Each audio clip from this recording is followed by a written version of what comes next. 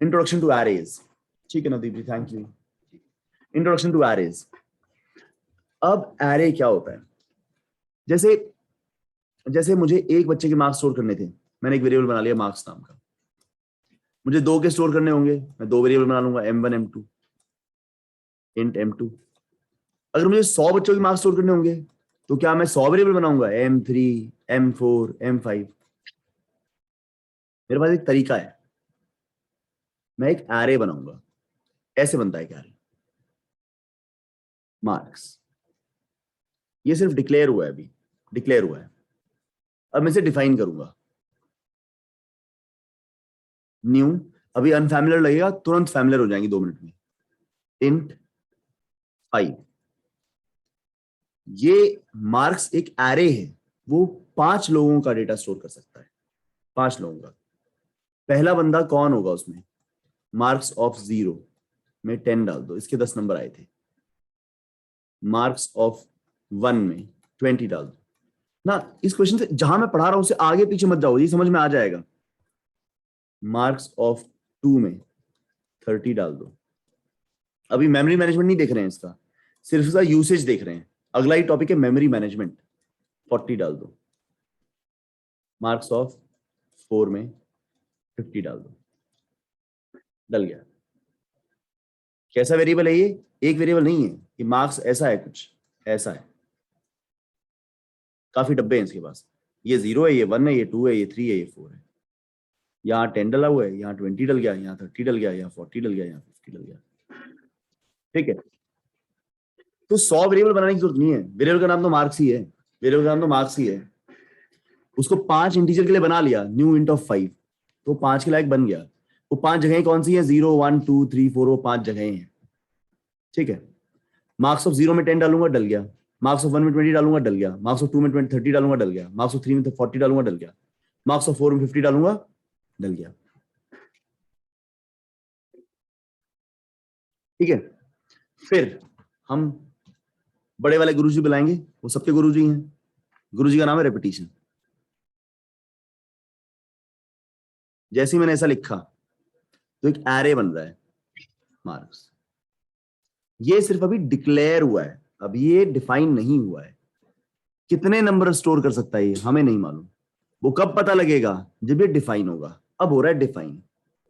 Equal to new int square bracket में 5। हमें पता लग गया, अब ये डिक्लेयर भी हो गया, इसका नाम है मार्क्स, डिफाइन भी हो गया, 5 लोगों के नंबर स्टोर कर सकता है ये। तो अभी ये स्थिति है।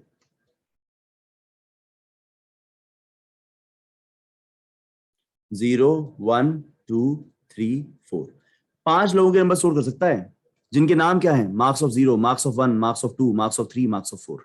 0 से 4 4 लोग होते हैं, 5 लोग होते हैं, सॉरी 0 से 4 5 लोग होते हैं। पहली जगह मार्क्स स्टोर करके दिखाता हूं कि पहले बच्चे के मार्क्स स्टोर करके दिखाना 10। ये लाइन लिखी, 0 में जाके 10 लिख दिया मैंने। आपने लिखा दूसरे बच्चे के स्टोर करके दिखाना, मार्क्स ऑफ 1 में मैंने 20 लिख दिया। आपने कहा तीसरे बच्चे के स्टोर करके दिखाना, मैंने कहा यार क्या बातें कर रहा है यार तू, क्यों कर रहा है मेरे साथ ऐसा? मैंने 30 लिख के दिखा दिया। आपने कहा चौथा बच्चा, उसके करके दिखाओ। मैंने कहा ले, डरता कौन है? तुमने कहा 5वें बच्चे के। मैंने कहा 5वां बच्चा मतलब चौथे इंडेक्स पे जाएगा। 0 से काउंटिंग हो रही है ये, क्यों हो रही है वो बताऊंगा अभी। आपने कहा अच्छा एक बार 6 बच्चे के ट्राई करना,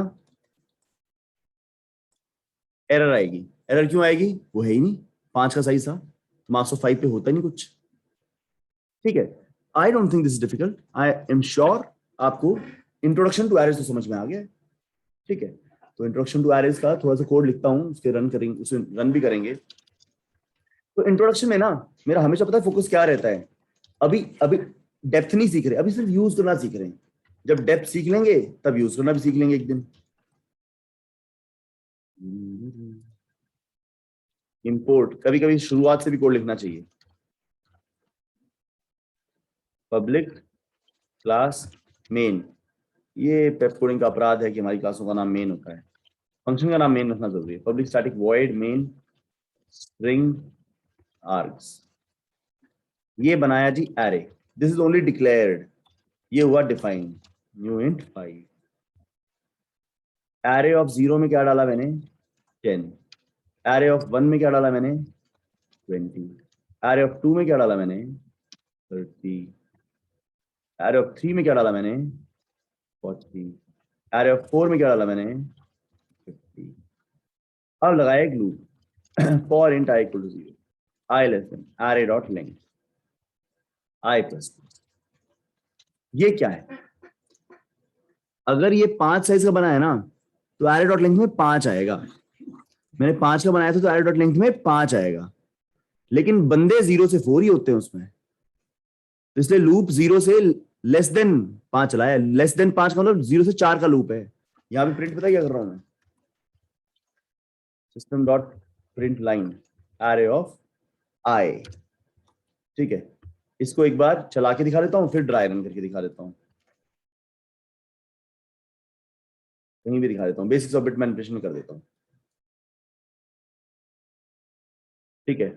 रन,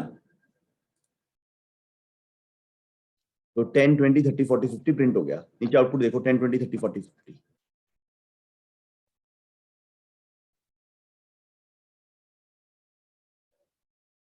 तो फॉन्ट बढ़ा दूं,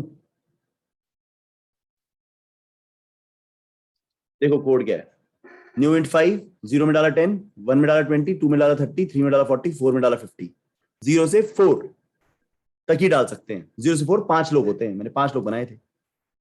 एरे डॉट लेंथ में पड़ा है 5, पर ये लूप तो 0 से लेकर 4 ही तक जाएगा ना। पहले एक बार एरे ऑफ 0 प्रिंट होगा जब आई 0 है, तो फिर एरे ऑफ 1 प्रिंट होगा, फिर जब आई 2 हो तो एरे ऑफ 2, फिर आई 3 हो तो एरे ऑफ 3, फिर आई 4 होगा तो एरे ऑफ 4, और आई 5 कभी हुआ ही नहीं लूप के अंदर, तो सारा प्रिंट हो जाएगा, ठीक है। चला के दिखाया तो it is Indeed printing 10 20 30 40 50, yes it is. एक बार इसको ड्राई रन कर देता हूं, ये देखिएगा, मुझे लगता नहीं इसे ड्राई रन करने में कुछ खास है, फिर भी मैं इसे ड्राई रन कर देता हूं,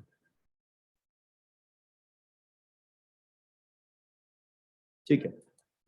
तो अब आपको वही रेपिटेशन वाले गुरुजी मदद कर रहे हैं। ये लाइन क्या करेगी, ये लाइन एक एरे बनाएगी, 5 साइज का बनाएगी, जिसके अंदर 5 साइज का तो 0 से लेकर 4 तक उसके नाम होते हैं।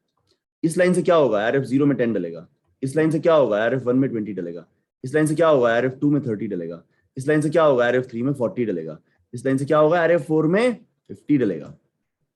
अब ये लूप चलेगा, शुरुआत में आया कितना है 0 है, एरे ऑफ 0 जब प्रिंट हुआ तो क्या हुआ 10 प्रिंट हो गया जी, फिर ये आई प्लस प्लस हुआ तो आई बढ़कर 1 हो गया, अब एरे ऑफ आई प्रिंट हुआ तो array of 1 that is 20 print हुआ, फिर आई बढ़कर कितना हो गया, आई बढ़ रहा है ना, आई बढ़कर 2 हो गया, अब प्रिंट होगा तो एरे ऑफ 2 दैट इज 30, आई बढ़कर कितना हो गया 3, प्रिंट होगा तो एरे ऑफ 3 दैट इज 40, अब आई बढ़कर हो गया 4, प्रिंट होगा array of I, array of 4, array of 4 print होगा तो 50, आई बढ़कर हो गया 5।